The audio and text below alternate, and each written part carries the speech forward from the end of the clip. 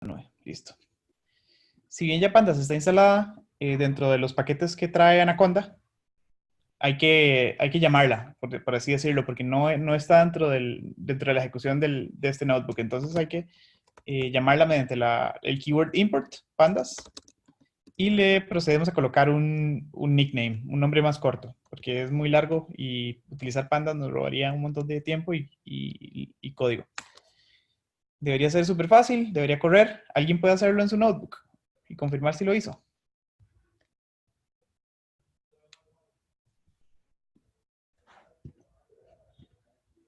Ok, perfecto. Dice Juan Sebastián que sí. Entonces, vamos a, como este notebook está dentro de la carpeta donde está el mismo CSV que tiene la data de las ventas de la tienda que vimos la semana pasada, vamos a proceder a importarlo sin tener que hacer nada especial con un path más largo. Vamos a proceder a utilizar de pandas la función read línea-bajo CSV, y dentro de los paréntesis vamos a indicarle dentro de comillas simples o dobles el nombre del data frame. Como el data frame está dentro de la misma carpeta donde está este notebook, no es necesario indicarle ningún path. Si, por ejemplo, si el data frame se encontrara dentro de una carpeta que está a su vez dentro de esta carpeta donde está el notebook, sí habría que, por ejemplo, decirle folder y especificar el nombre porque se encuentra dentro de una carpeta dentro de esta misma donde estamos trabajando. Entonces, después pueden hacerlo así. De momento es más fácil tener la data dentro del mismo notebook. Más adelante pueden ser más ordenados y tener sus carpetas con su data e irla actualizando. Entonces, esto lo que hace es leer el CSV. De momento no nos almacena nada, solamente nos lo imprime acá. Debemos proceder a asignarle una variable este objeto, que este objeto es el data frame de las ventas que vimos la semana pasada. Vamos a utilizar este nombre, pero pueden utilizar cualquier nombre que se les antoje. Es muy común ver dentro de la documentación en internet las letras DF solo para referirse al data frame, pero pueden utilizar cualquier nombre y más adelante van a ver que vamos a hacer tantos data frames que es necesario utilizar muchos nombres y como más específicos, porque luego no se acuerda uno qué almacenó en cada data frame. Entonces, el siguiente ejercicio me dice, muestre las primeras 5 filas del data frame. ¿Alguien se acuerda cómo hacer eso? Javier, Juan, Mari.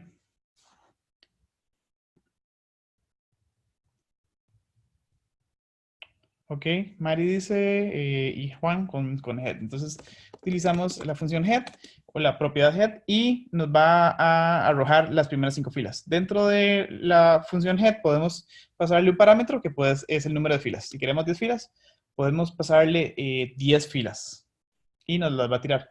Si quisiéramos las últimas 5 filas, ¿cuál función utilizaríamos?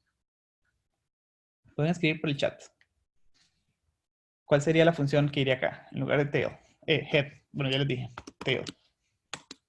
Utilizan la función tail de cola y les va a dar la parte final del data frame. Entonces, con eso a veces pueden hacer una exploración y ver, no sé, las últimas filas, ver hasta dónde llega la data, sin necesidad de utilizar tanto espacio dentro del notebook para después no se les haga tan largo y tener que hacer un montón de scroll down para poder pasar de un ejercicio al otro. Ok. El siguiente requisito nos pide que realicemos un resumen que cuente cuántas filas hay por cada order priority. Order priority es una columna dentro del data frame. Entonces, el tener el punto head nos ayuda a tener como una forma muy fácil de explorar las columnas.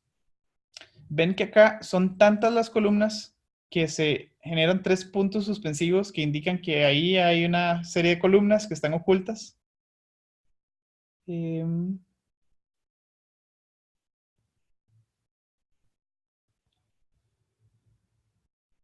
Ok.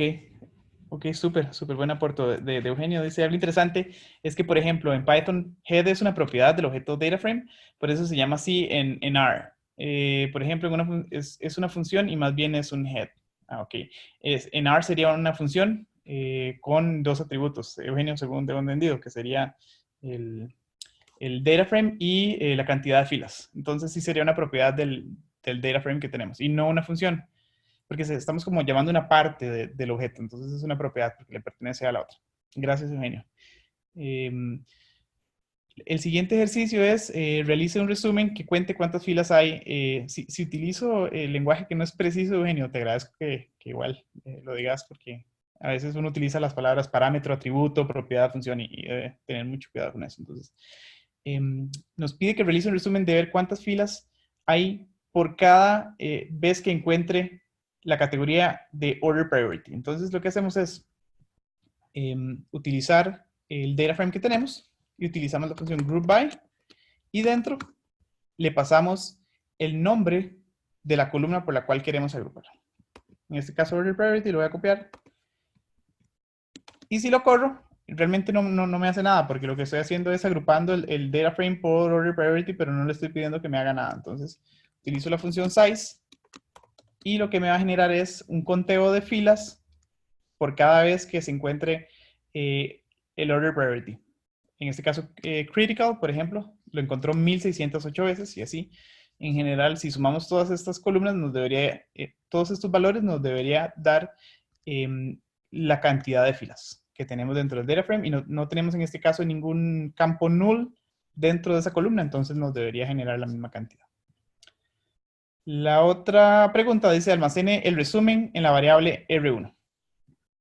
En este caso hicimos esto, pero como no queremos estar escribiendo todo este código, cada vez que queremos hacer algo con esto, no sé, se me ocurre que de repente necesitamos el valor de la cantidad de veces que aparece low y no queremos estar escribiendo todo esto. Entonces vamos a escribir una variable que se llama R1 y vamos a hacer una asignación del objeto que acabamos de crear, que es este conteo. Entonces, ya como lo tenemos, este objeto referenciado a la variable R1, vamos a proceder a hacer un gráfico con esto. Entonces, utilizamos el objeto R1, utilizamos la función plot, que es la forma más rápida, y vamos a indicarle que el tipo de gráfico es de barras. Y me procede a generar un gráfico de barras. Recuerdan que para que el gráfico de barras salga dentro del notebook, tienen que utilizar esta línea de código, que es porcentaje matplotlib espacio inline. Después se la van a memorizar, parece una palabra muy rara. Palabras muy raras, pero por lo general se utiliza dentro de las librerías y es como bastante común hacerlo al principio para no tener que luego de andar lidiando y se van a dar cuenta que eventualmente no les va a aparecer el gráfico y si no les aparece es porque no han corrido esa línea. Entonces, tenemos la línea. Ahora el siguiente ejercicio nos pide que hagamos un objeto R2, bueno, una variable R2 y hagamos una referencia a un objeto que sería en este caso muy similar a R1, pero tiene que estar ordenado de forma descendente. Entonces, vamos a repetir el ejercicio solamente para tener práctica. Group by.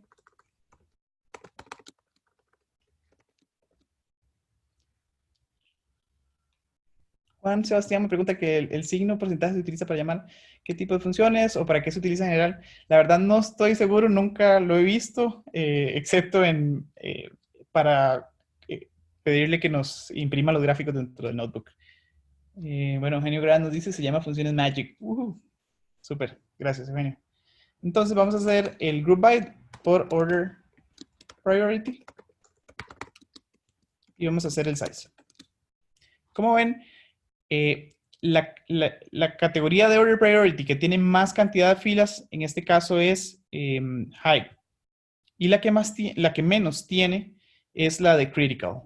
Y queremos ordenar este objeto de forma que la categoría que tenga mayor cantidad de filas esté en el primer lugar y la que tiene menos en el último lugar. Entonces vamos a utilizar la función sortValues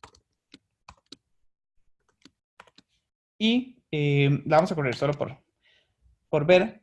Me pide que sea de forma descendente. Por default, la función sortValues nos ordena de forma ascendente. Vamos a ver si me imprime los default, pero bueno, dentro de esta función hay un parámetro default que es ascendente igual true, es decir, es ascendente. Y nosotros queremos cambiar ese parámetro, ascending equals false.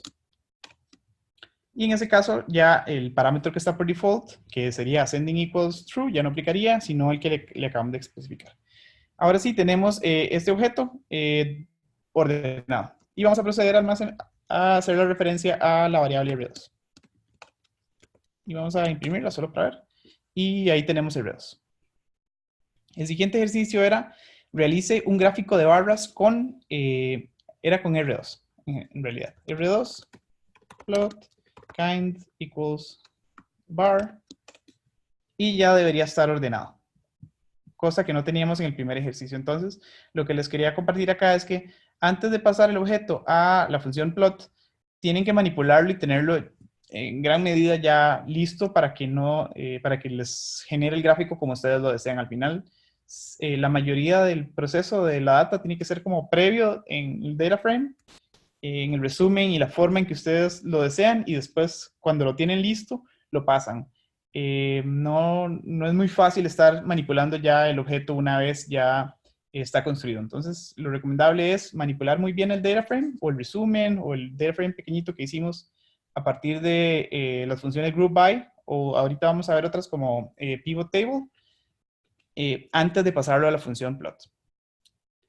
El último ejercicio de la tarea, y lo vamos a hacer de dos formas. Vamos a utilizarlo de la forma convencional, que es utilizando la función groupBy, y vamos a hacerlo también de la misma forma, pero con otra función que se llama pivot table. Entonces, vamos a hacer el groupBy. La pregunta dice, ¿cuántas fueron las ventas?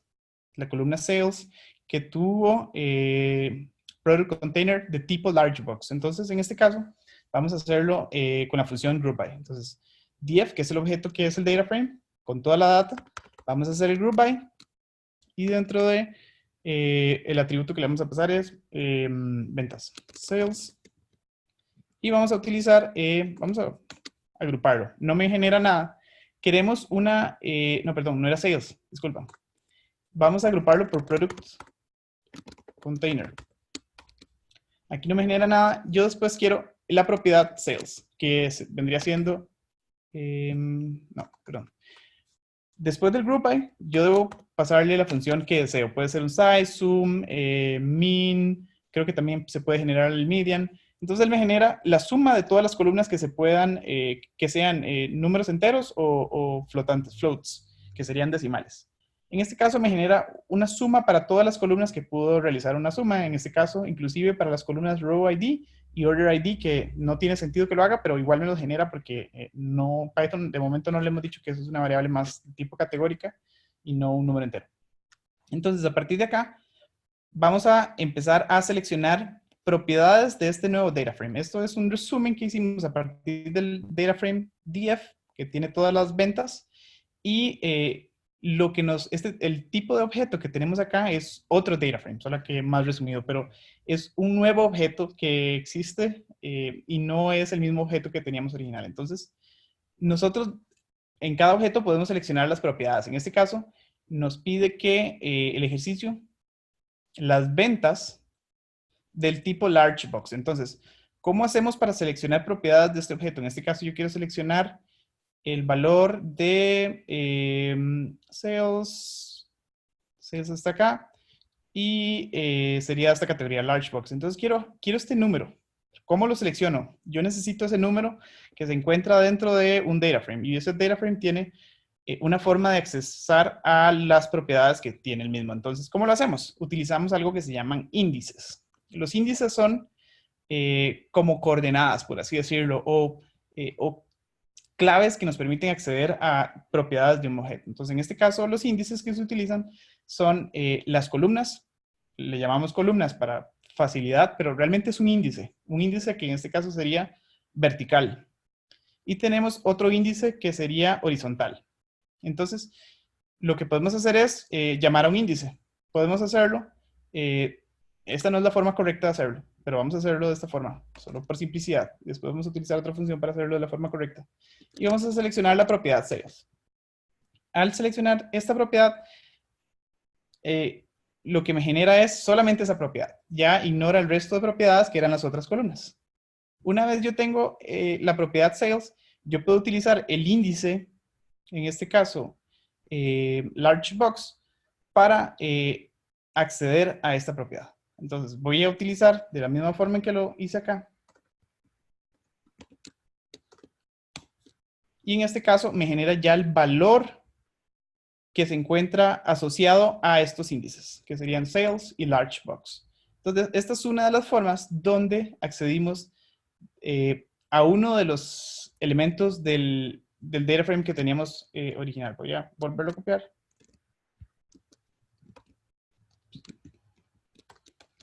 Y si ven, estos 207,000, no, 2,072,929 son el mismo valor que se encuentra en esta columna, que sería el valor asociado a los índices sales y large box. Esa es una forma de hacerlo. ¿Alguna pregunta?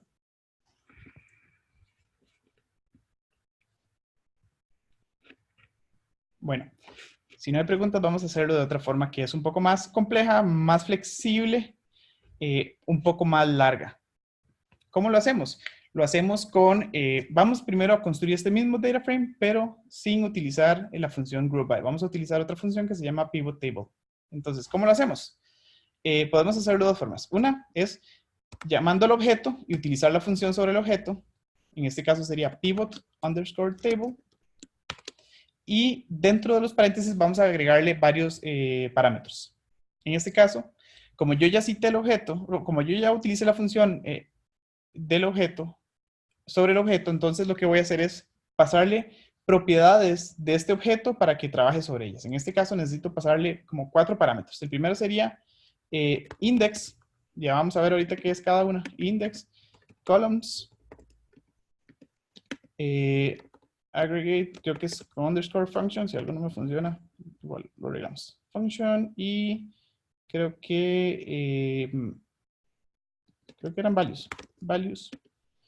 Entonces, dentro de estos parámetros hay que indicarle lo que vendría siendo algo muy similar a las tablas dinámicas de Excel.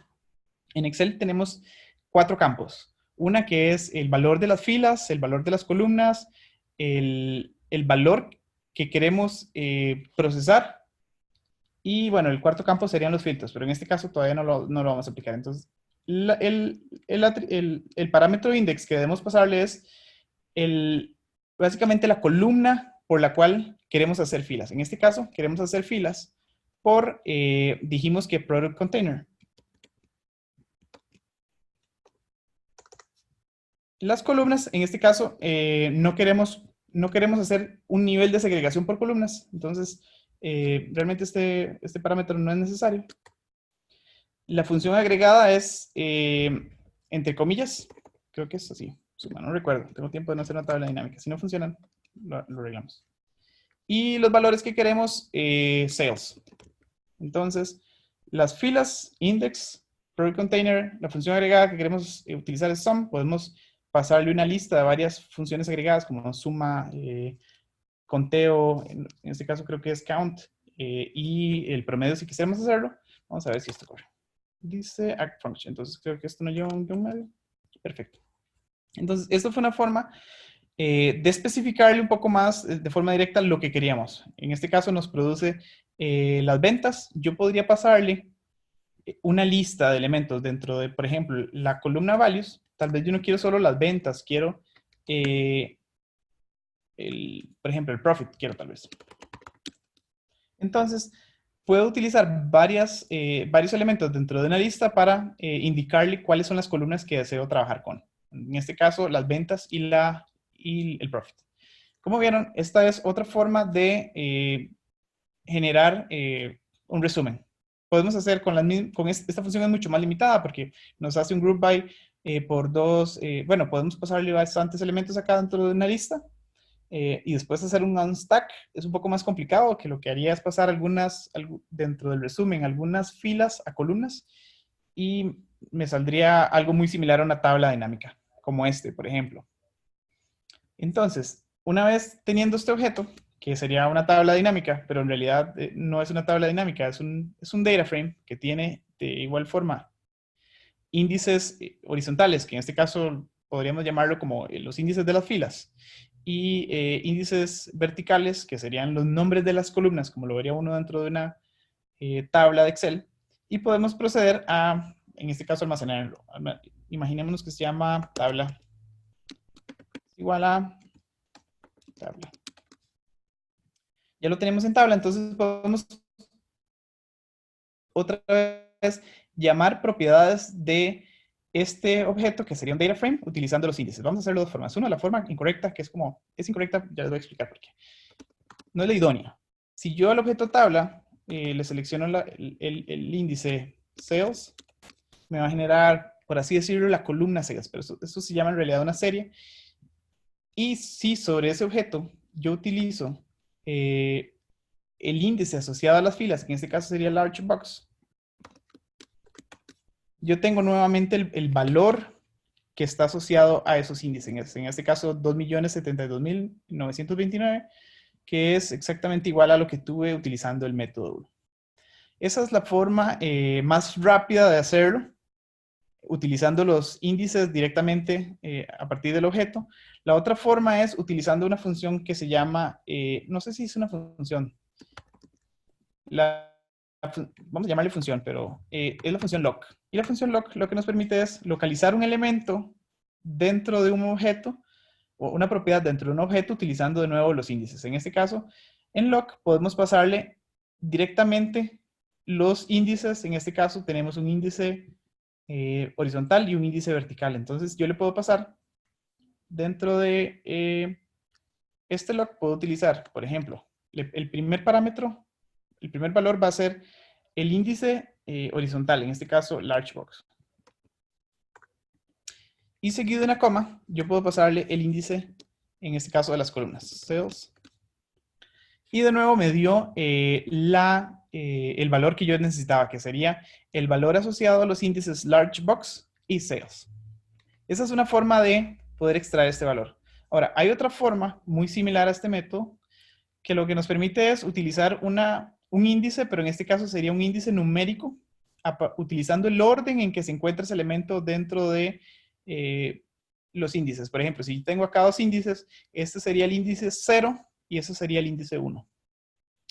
De igual forma, para las filas yo podría utilizar el índice 0, 1, 2. Recordemos que en Python el índice empieza a partir de 0, entonces sería 0, 1, 2. Entonces yo podría pedir que me utilice, por así decirlo, la coordenada 2, 1. ¿Y cómo lo hacemos? Es una función muy similar a lock, es iLock. ¿Qué I? Stands for, creo que es integer location o locator. Entonces, la I es de número entero. Y dentro, en lugar de pasarle los nombres de los índices, o tal cual están, le pasamos el índice asociado en el orden en que se encuentra ese índice dentro de toda la serie de índices. En este caso, dijimos que en las filas sería 0, 1, 2. Yo le puedo pasar 2, coma, y las columnas sería 0, 1. Y de igual forma, yo obtuve el valor. Esta es una función un poco más flexible, pero es más riesgosa. Asumamos que de repente yo quiero otra columna acá, entonces vamos a seleccionar otra que sea unit price. Unit price. De igual forma, al utilizar los nombres de los índices, tengo el valor de los 2 millones. Pero si yo utilizo la propiedad iLock, no sé si es una propiedad o una función, en este caso, ¿por qué? ¿Será que no lo escribí?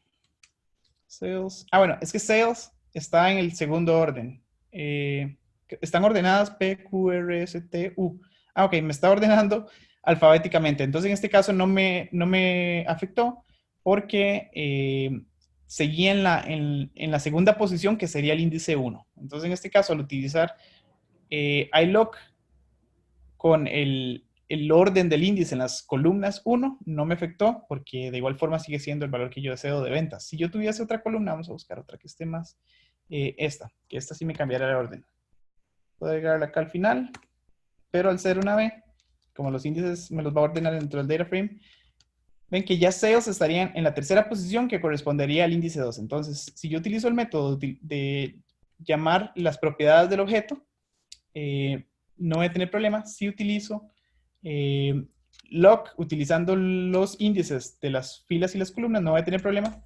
Pero si utilizo iLock con el orden de las filas y las columnas, sí voy a tener problema porque cualquier cambio que yo realizara posteriormente que me afecte el orden de esos elementos dentro del data frame me van a afectar. Entonces, lo que les quería mostrar hoy era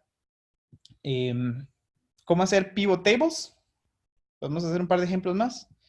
Cómo utilizar, cómo extraer un objeto, por así decirlo, utilizando las propiedades de ese objeto o utilizando lock para poder utilizar los índices y extraer el valor.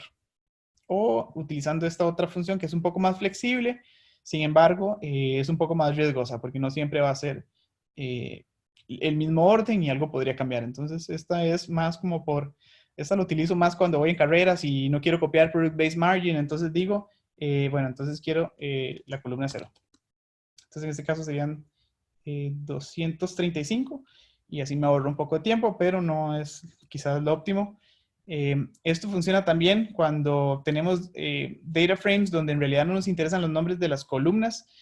Por ejemplo, cuando uno está haciendo modelos, los atributos que uno le da, realmente es indiferente cómo se llamen, porque al final uno los trata todos como variables numéricas y todos realmente, después de haber pensado un poco cuáles variables iba a utilizar, uno utiliza valores numéricos acá para poder iterar sobre diferentes propiedades dentro de este data frame, en este caso columnas, por ejemplo. Ahora, ¿cómo hago yo para seleccionar toda una columna con la misma metodología de iLock? En este caso, si yo quiero utilizar todos los valores de una columna, por ejemplo, la columna 0, en lugar de indicarle 2, si le indico 2, me mostraría el valor asociado al large box. Utilizo solamente 2 puntos. Y al utilizar los 2 puntos, yo le estoy indicando que en las filas, muéstreme todo. Y en las columnas, el índice 0. En este caso, el índice 0 es la primera columna. Ahora, ¿qué pasa si yo quiero quizás solamente de la primera columna a la tercera, más no la cuarta? Entonces, ¿la cuarta qué posición utiliza?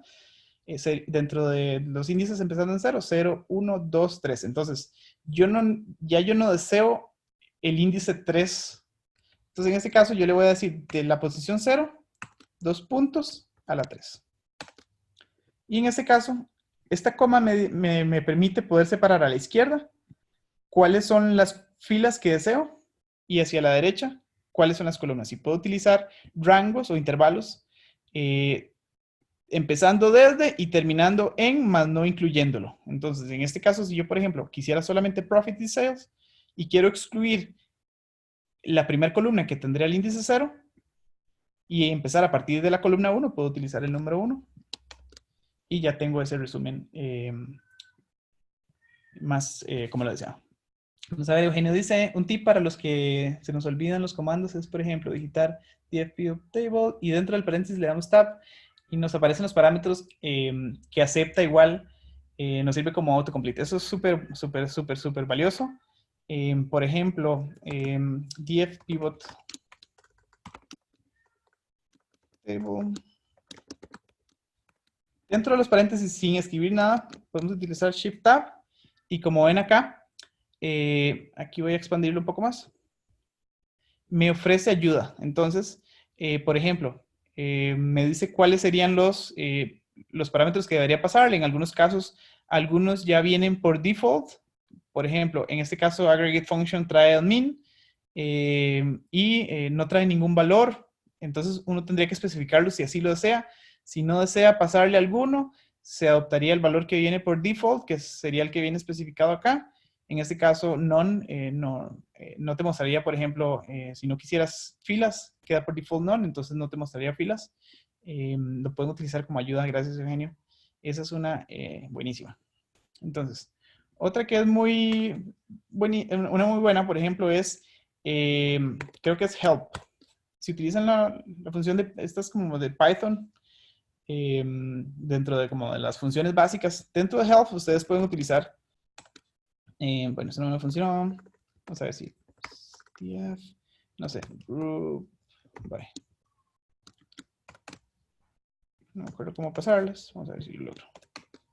Ok, perfecto. Por ejemplo, yo quería hacer un group by con el objeto DataFrame. Entonces, si yo no estoy muy claro como qué es lo que hace, entonces puedo introducirlo dentro de la función help y me va a ofrecer documentación bastante completa de esa función. pueden pasarle la mayoría de las funciones que son de librerías realizadas por personas que tomaron el tiempo de documentarlas, en su gran mayoría, traen ayuda para cuando necesiten y se ahorran un par de clics ahí yendo a Google, que es muy probable que encuentren algo muy similar. Hay personas que no hacen sus librerías y no las documentan, entonces algunas sí no van a tener ayuda, pero diría que el 95% de las librerías tienen documentación. Entonces, eso sería por hoy. Les voy a enviar tarea. Vamos a ver ejercicios de donde vamos a utilizar este método, que es utilizando los índices o las propiedades del objeto tabla, utilizando lock, ilock y algunas tablas dinámicas. Les voy a como dar un poquito el esqueleto de las funciones para que ustedes les pasen los parámetros y poder construir la data que les pida en cada una de las preguntas. ¿Alguna, alguna que, ¿Alguna duda? Súper, Eugenio. Estoy feliz de haberte enseñado algo. Dice Eugenio que esta de Help no se la sabía. Está buenísimo. Sería cool que Eugenio nos dé un curso de R, porque ahí sí tengo como lo básico. Soy como copiar y pegar. Eso es mi skill en R y es como bastante valioso y utilizado. Entonces, si Eugenio un día se apunta, podemos hacer una de R. Buenísimo, Eugenio nos compartió. Voy a copiarla también para poder después compartirla en el grupo. Este es Ok, buenísimo esto. Para revisarlo y lo compartimos ahorita en el grupo. ¿Alguna pregunta? Les voy a compartir una tarea. El objetivo de la tarea es practicar, entonces es más fácil aprender cuando uno practica y pone a prueba lo que aprendió. Entonces, si tienen chance, porfa, voy a enviarla más antes la tarea. Esta sí es como un poquito más larga, va a tener bastantes ejercicios, entonces de igual forma les voy a incluir las soluciones en otro archivo, no las vean a menos de que ya hayan googleado por lo menos por más de 5 minutos cómo hacerlo, se vale googlear todo, de hecho, bueno, Eugenio sabrá, realmente las personas no se memorizan todas las funciones y todas las formas de trabajar con lenguajes de programación, lo que tienes que desarrollar es una muy buena habilidad de poder googlear mejor que el resto de las personas y ahí vas a ser un excelente programador. Voy a tener la grabación.